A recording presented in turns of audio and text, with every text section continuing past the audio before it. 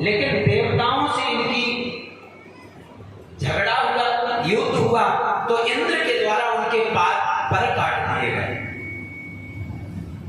इसलिए सब पर्वत स्थायी हो गए। और मेनाक था, वो मेनाक ने जब देखा कि इंद्र नहीं छोड़ेगा, तो मेनाक भाग करके गया और समुद्र में छुप गया, और मेनाक ने जाकर के समुद्र से मित्रता की, समुद्र में रहने लगा। इसके बाद में नारद जी आए, हिमालय को उपदेश किया, और राजा हिमालय ने और मैना ने भगवती की आराधना की, दुर्गा की तपस्या की।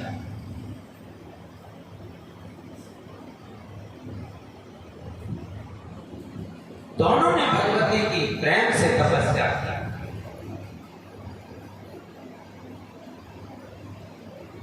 उस तपस्या से मां भगवती प्रसन्न हुई और वरदान दिया।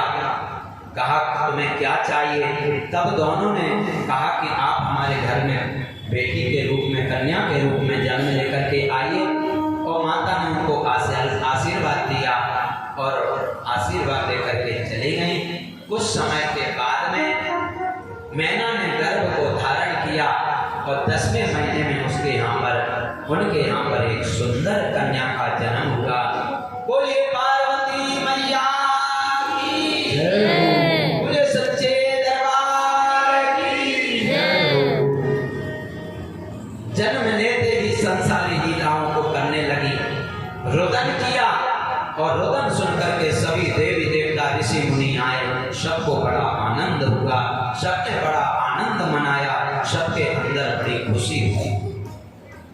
इसके बाद पार्वती जी धीरे धीरे बड़ी हुई, उनका नामकरण कराया, तो उनका नाम पार्वती रखा गया। जब पार्वती जी अपनी लीलाओं को करते हुए बड़ी हुई, तो एक दिन राजा हिमालय के यहाँ पर नारद जी महाराज का आगमन हुआ। प्रेम से बोलो। जब नारद जी आए तो राजा हिमालय ने अपनी कन्या का हाथ दिखाया। नारद जी ने हाथ दे करके कहा, राजन तुम्हारी कन्या सर्वगुण संपन्न है। क्या है? सर्वगुण संपन्न है, जगत की माँ है, जगत की जननी है। लेकिन तुम्हारी कन्या के हाथ में एक रेखा ऐसी पड़ी कि थोड़ा सा इसको बर के जो दोष हैं उनको मैं बखान करता हूँ। नारद जी ने कहा, इसको जो पति मिलेगा वो मृगछाला पहनने वाला होगा, शरीर पर भस्म लगाने वाला होगा, नंदी की सवारी करने वाला होगा, शमशान में रहने वाला होगा, जटाजूट बांधने वाला होगा, काम वासना से विरक्त होगा।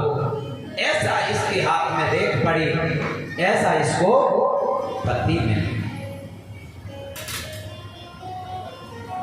जब मैना ने सुना तो मैना ने कहा, मैं अपनी बेटी को गले में रस्सी डाल के मार दूंगी, पर ऐसे व्यक्ति से, ऐसे वर के साथ मैं अपनी बेटी का विवाह नहीं कर। नारद जी वहां से चले गए।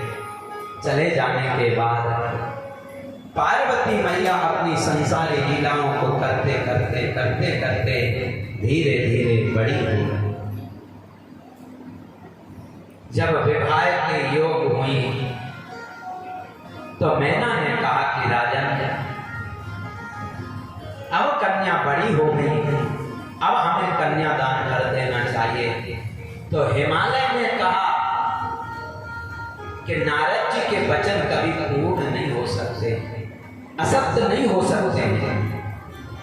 नारद जी ने कहा था कि ये जो गुण है, ये जो दोष है, सब भगवान शिव में है, और अगर पार्वती शिव की आराधना करेगी तो ये दुर्गुण सब गुण में बदल जाएंगे। इसलिए पार्वती को तपस्या करनी चाहिए। जब मैना ने सुना तो मैना रोने लगी कि इतना कोमल शरीर कैसे वन में जाके तपस्या करेंगे। मैना ने कहा कि बेटी, तुम यहीं घर में रह करके भगवान शिव की तपस्या कर। उसी समय पार्वती मैया ने कहा, माँ स्वप्न आया और स्वप्न किसी ब्राह्मण ने मुझसे कहा कि अगर शिव को प्राप्त करना है तो शिव की तपस्या करना। इधर भगवान शिव कैलाश से हिमालय प्रदेश में आए और जहां पर ब्रह्मलोक से गंगा जी गिरती हैं वहां पर शंकर जी गए तपस्या करने के लिए, जगह को खोजने लगे। उसी समय हिमालय को पता लगा तो हिमालय राज अपने मंत्रियों के साथ भगवान शिव के पास में शिव को प्रणाम किया और भगवान शंकर ने कहा कि हिमालय, मैं यहाँ पर एकांत में बैठ करके तपस्या करना चाहता हूँ, यहाँ पर आप ऐसी व्यवस्था बनाइए कि यहाँ पर कोई भी ना आए जिससे मेरी तपस्या भंग हो, इसकी आपको सुरक्षा करनी है। हिमालय ने कहा कि महाराज आपका आदेश मेरे लिए स्वीकार है, आप तब करिए, मैं ऐसी व्यवस्था करूंगा कि यहाँ पर आपकी तपस्या में कोई विघ्न नहीं हो। और भगवान शिव ने वहां पर तपस्या की। बहुत दिन होने के बाद एक दिन हिमालय ने पार्वती जी को साथ में लिया। पार्वती मैया ने फूलों को लिया, दूर वाली अक्षत लिए, चंदन लिया और अपने पिताजी के साथ में भगवान शंकर के पास में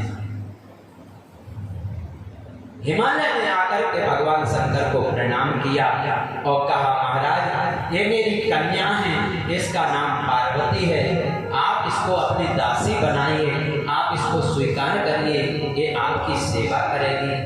जब बाबा ने तपस्या में से नेत्र खोले और जब पार्वती को देखा, सर्वांग सुंदरी पार्वती जी चंद्र जैसी छटा देख करके शंकर जी ने कहा, है महाराज ऐसी सुंदर स्त्री को यहाँ पर मत लाना, क्योंकि इससे मेरी तपस्या भंग हो जाए, क्योंकि मैं हमेशा प्रकृति से दूर रहने वाला हूँ, इसलिए अब इसके बाद अपनी कन्या को यहाँ लेकर के मत आना। तो जब हिमालय जी तो चुप हो गए, पार्वती ने सुना तो पार्वती ने बाबा को प्रणाम करके कहा कि बाबा जो आपने पिताजी से कहा है उसी का उत्तर मैं दूंगी। आपने कहा है कि मैं प्रकृति से दूर हूं। पार्वती कहती हैं, बाबा जब प्रकृति ही नहीं होगी तो आप कहां से होंगे?